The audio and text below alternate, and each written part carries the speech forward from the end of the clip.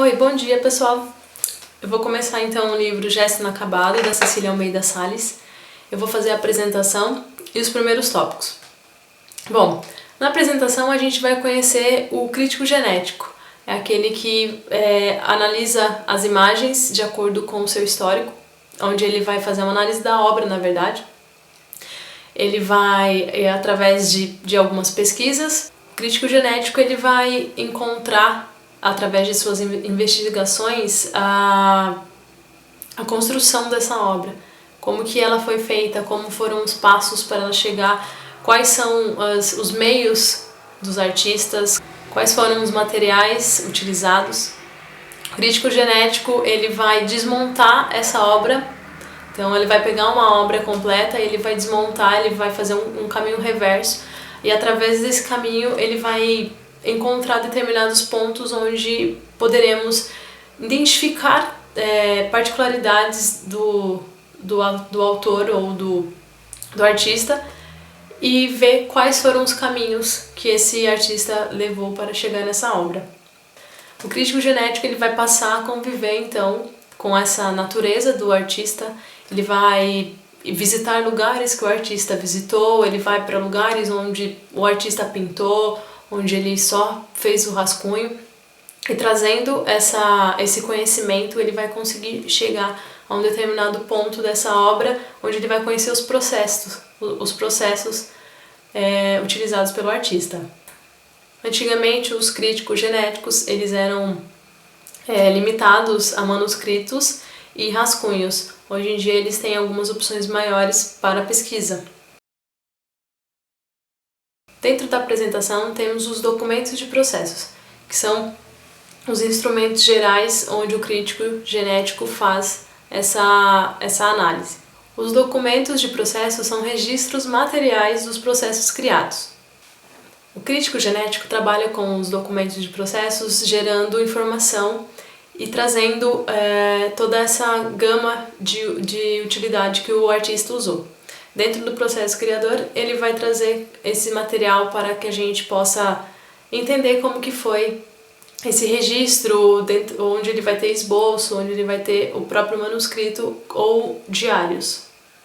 O crítico genético trabalha com a distância entre os limites materiais dos documentos e a ausência dos limites do processo, que são as conexões entre aquilo que é registrado e tudo aquilo que acontece, porém não é documentado.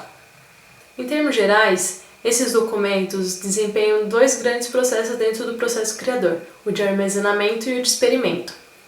O de armazenamento guarda aquilo que ele precisa para trazer dentro do seu trabalho, e a experimentação normalmente são os rascunhos, os diários, os roteiros, as maquetes, os storyboards. Os diários, na verdade, estão dentro dos documentos processuais, onde eles podem vir com acompanhamento também de registros e reflexões, anotações e correspondências. A indicação que eu dou para o documento de processo é o documentário do Tim Vermeer, onde ele cita um quadro The Music Lesson, do Vermeer, onde ele mostra como pode ter sido feito o processo desse quadro. O crítico genético narra as histórias das criações. Cada índice, se for observado de modo isolado, ele perde o poder heurístico e deixa de apontar para descobertas sobre as criações em processo. É necessário seguir as coreografias da mão do artista, tentar compreender os passos e recolocá-los em seu ritmo original.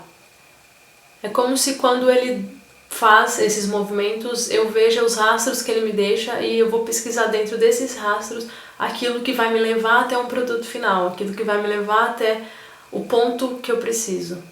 Ao introduzir esses rastros dentro do meu processo, eu consigo lidar com essa continuidade que não leva à estética do trabalho.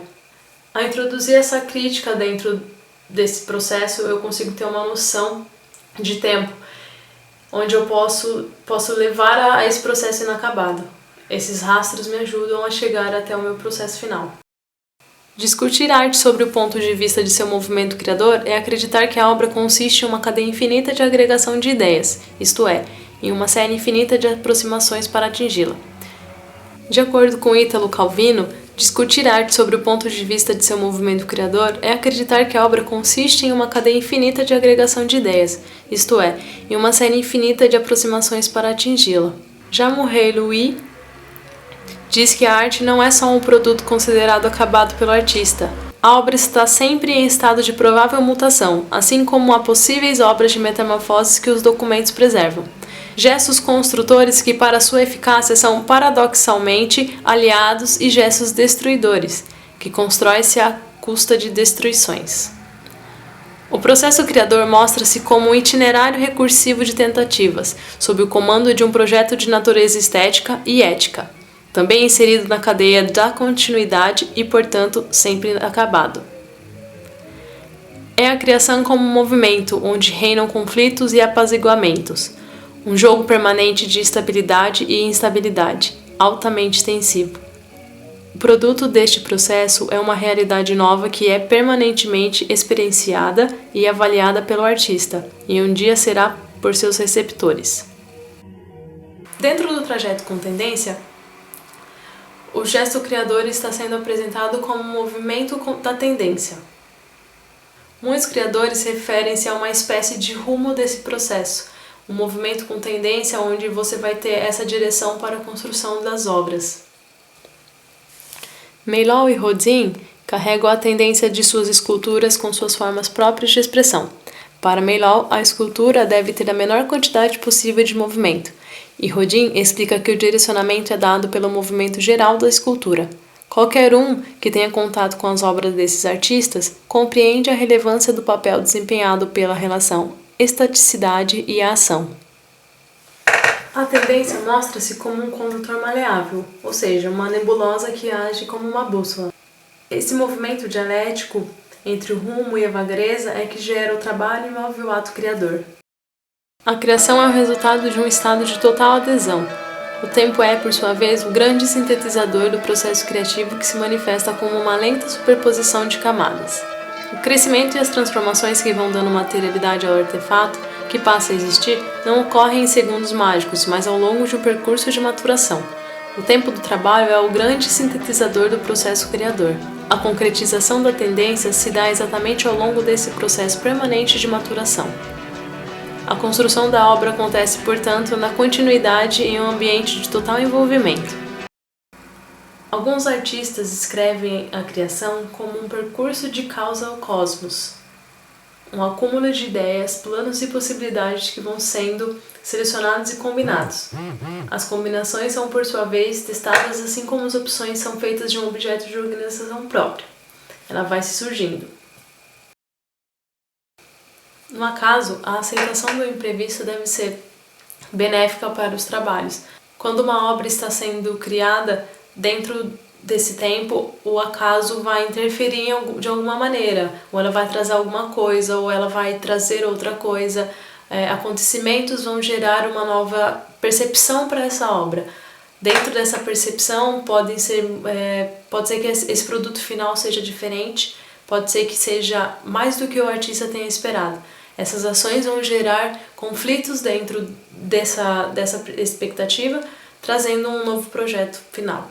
Dentro do acaso, podemos citar um exemplo do Tim Burton, na sua exposição aqui no Brasil, onde ele veio para ela, teve a sua experiência, criou lá uma playlist que combinaria com a sua exposição.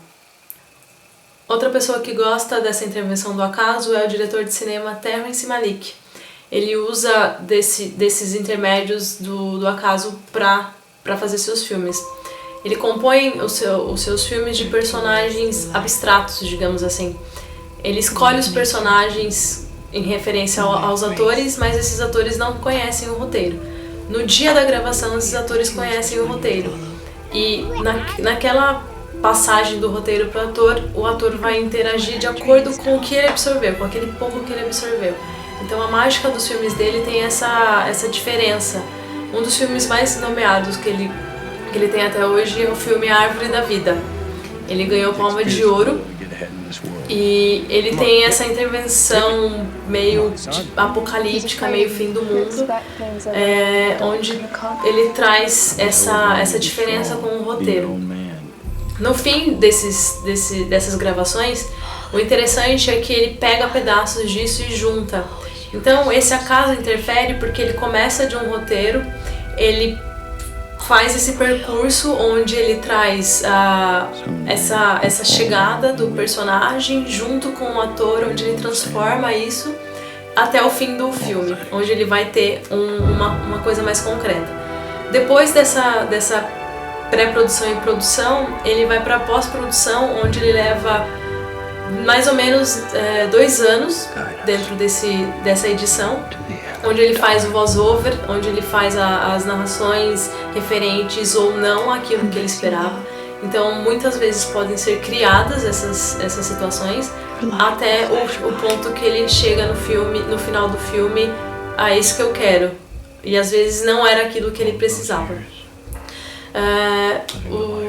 Ele também tem O Amor Pleno, que é um filme, acho que se eu não me engano, de 2011. E o mais novo filme dele é o Cavaleiro de Copas, que é o do ano passado, onde ele faz com Christian Bale e ele tem essa mesma técnica. Esses 3 filmes, são os últimos dele, são feitos com a fotografia do Emmanuel Lubezki, que foi diretor de Birdman, O Regresso. Então ele também tem sido muito aclamado nessa passagem do trabalho dele. Então acho que é bem interessante, se vocês quiserem conhecer o projeto e o trabalho desses diretores, eu indico. Esse projeto estético de caráter individual está localizado em um espaço e em um tempo que inevitavelmente afeta o artista. Os documentos de processo muitas vezes preservam as marcas da relação do ambiente em que envolve os processos e os critérios da obra de construção. Essas particularidades, essas singularidades que vem trazendo durante o tempo que o artista está fazendo uma obra, elas acabam se juntando dentro dessa obra e elas acabam criando essa poética única dentro dela. O artista acaba se imergindo dentro daquilo e ele vai buscando outras situações onde ele vai, com o que acontece na vida dele, vai refletindo naquilo que ele está trazendo. É neste momento que ele vai se transformar numa coisa única, tanto para ele quanto para a obra. O tempo de criação seria o tempo da configuração do projeto. Pode-se assim dizer que o processo de criação de uma obra é a forma do artista conhecer, tocar e manipular seu projeto de caráter geral. As tendências poéticas vão se definindo ao longo do percurso, são leis em estado de construção e transformação. Trata-se de um conjunto de princípios que colocam uma obra em criação específica e a obra de um artista como um todo, em constante avaliação e julgamento. Dentro da comunicação, a obra pode interferir de várias maneiras. Ela pode trazer aquilo que foi na época dela e características que ela tinha naquela época, trazer para hoje ter características em obras que futuramente poderão ser diferentes. Então cada obra vai trazer isso, ela vai se comunicar dessa maneira. Eu posso ver nas pinturas como eram feitas antigamente, a característica dela, a tinta que era utilizada, os materiais utilizados. Hoje em dia, a fotografia, o que a gente usa, o que a gente não usa, o meio digital, a fotografia analógica, como era naquela época, o que ela traz isso pra gente, como ela se comunica com a gente através desses aspectos. Dentro dos diálogos íntimos, a gente pode entender como se fosse aquilo com a gente mesmo, nossos pensamentos, aquilo que outra pessoa traz. O diálogo do artista com ele mesmo, que age num instante único, onde ele vai se deparar aquilo que ele está fazendo, é uma resposta daquela obra, e a pergunta, aquela intenção, aquela interatividade entre você e o que você está fazendo. Ele é o agente e a testemunha do ato criador.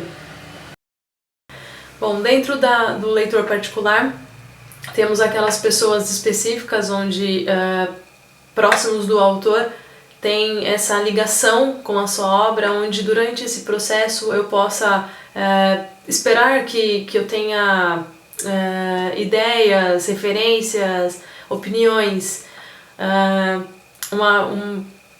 Um exemplo que eu posso dar é dos TCCs que estamos produzindo.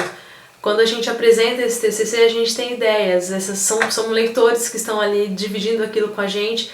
E quando a gente tem essa diferença, esse feedback, a gente consegue ter caminhos diferentes para seguir. mudanças para inserir. Então a gente consegue utilizar todos ao nosso meio como leitores particulares. No diálogo com a obra, o próprio autor ele passa a se perguntar se é aquilo mesmo que vai ser, o que será que se eu fizer isso nessa obra vai mudar?